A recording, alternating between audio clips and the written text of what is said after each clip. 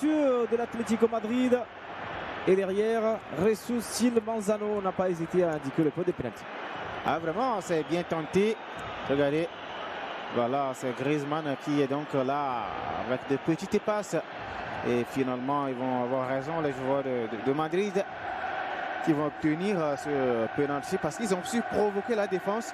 C'est ce qu'il faut faire dans un match. Il faut avoir cette capacité de provocation, aller déranger même si vous n'avez pas le ballon. Quand vous avez le ballon, ne serait-ce que pour quelques secondes, il faut savoir en faire usage. Et ça paye derrière là. La solution est là. Et cette combinaison, hein, ce ballon, parce que quand il vient comme ça en pleine... C'est un duel en tout cas très déséquilibré que l'on voit. Un Antoine Griezmann très en confiance et un Haaland très douteux ces derniers temps. Lui qui encaisse beaucoup de buts. Antoine Griezmann. Antoine Mais il s'est glissé. C'est pas vrai. Ah oui, la déception sur le visage de Attention, voilà.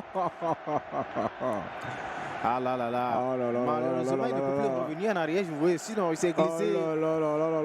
Il a perdu son équilibre, le joueur français. L'international français, mais qu'est-ce qui lui est arrivé? Et pourtant, c'est son fief. On a quand même aussi vu ça. Avancement, ouais. Il doit aller, c'est là. C'est là qu'il doit prendre le dessus là. Avec ce centre en retrait. Heureusement qu'il y avait la vigilance, je crois, de Jiménez.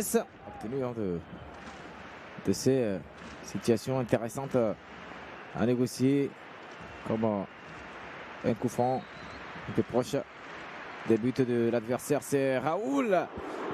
C'était plutôt Rodrigo d'épaule qui l'a tenté. C'était au-dessus des buts de Haaland, toujours 0-0. Ah oui, regardez, il a bien joué au-dessus du barrage. Et c'est d'ailleurs, il aurait pu contourner le barrage et sa frappe serait cadrée. Et déjà Molina pour effectuer cette touche.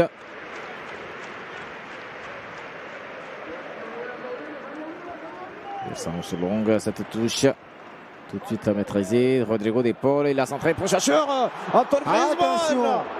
C'est légèrement au poteau. Au-dessus des buts de Haaland. Et là, il n'a bien évidemment pas de chance aujourd'hui, Griezmann. Regardez. Et son geste acrobatique est trop bon.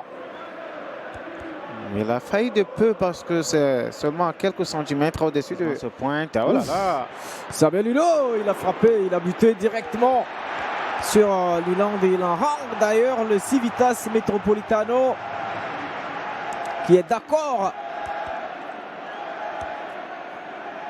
Ah oui, l'angle fermé. Il a eu le culot de le faire et de cadrer quand même sa frappe. C'est ce qui fait la différence. Pour ce coup de arrêté, Sergio Ramos est monté.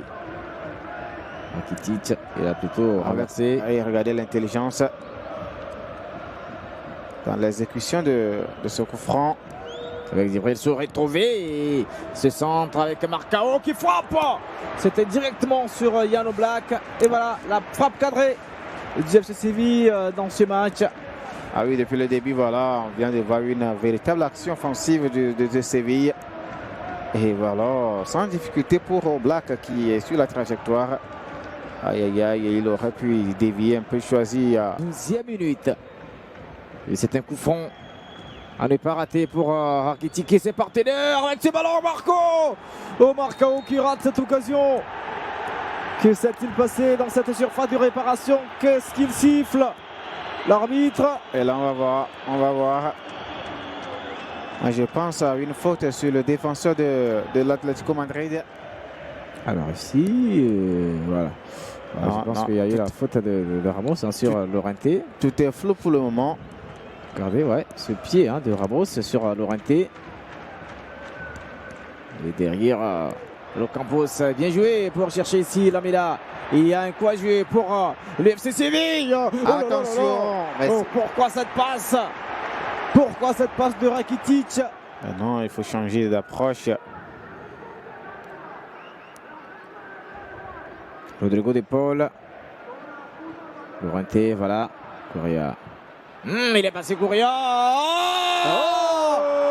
Cette si ce but ne sera pas refusé, il n'y aura pas de position de hors-jeu pour Memphis Depay. L'Atlético Madrid trouve enfin la réussite, l'efficacité, les Colchoneros mènent 1-0. Ah oui. La Correa avait joué un grand rôle. Son calme dans la surface de réparation, sa provocation a payé tout de suite. Parce que quand il a pris le ballon, il a eu ce temps d'avancer, de déranger un petit peu ce centre qui est marqué, qui est maladroit, mais qui va servir. Regardez, il a pris le ballon par ici. Ah oui, le centre est bon. Et Memphis Depay qui va aller chercher ce ballon, regardez.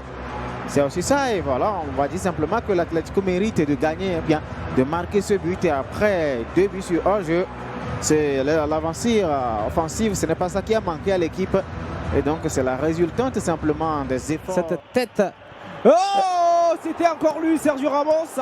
Cette fois-ci, ce n'était pas de la tête, mais c'était du pied, mais il a manqué de, on va dire de...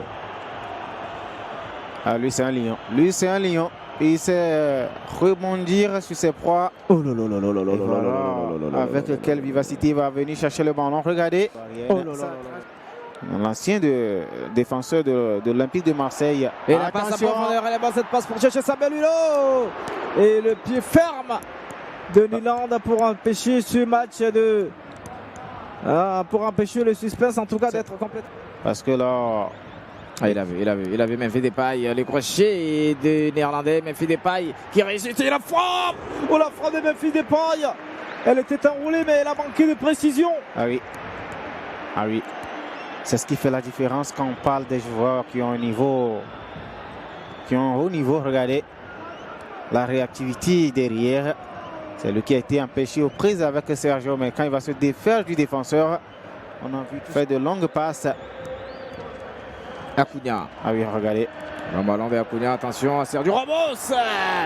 Sergio Ramos, il fait tout ce qu'il faut pour essayer de remettre les pendules à l'heure et pour essayer de climatiser ce Civitas Metropolitano. Ah oui, regardez son déplacement, le ballon, la balle aérienne qu'il va aller chercher. Et il pouvait faire la différence sur ce ballon aussi. C'est une fête explosive.